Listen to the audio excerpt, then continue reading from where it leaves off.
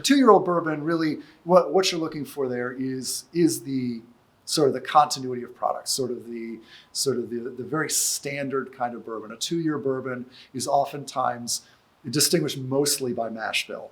So you're definitely going to be able to tell the difference between a wheated and a bourbon and a rye bourbon. These other, people have used emmer, they've used millet, they've used all kinds of things in the small grains, but it's gonna showcase your mash bill more, and so you have a lot of control over that. But because it's so young, you have to be very careful with the distillation, make sure that it's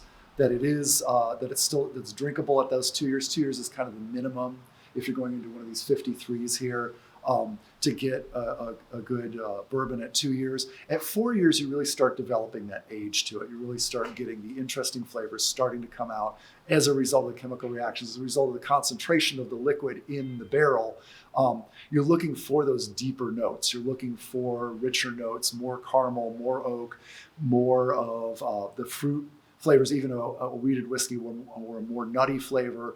You're looking for all those things to start to shine through. You're getting it's more about the age and less about the mash bill. Obviously, the mash bill still influences everything.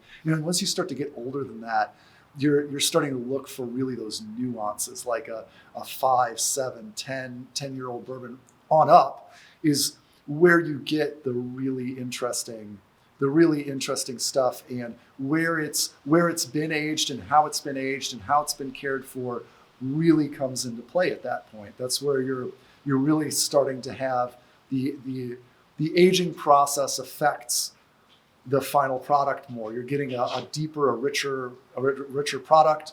It's going to taste more like the barrel, and you have to be careful not to overdo that. But you're also going to have more of the nuances from the chemical reactions that have occurred over that period of time.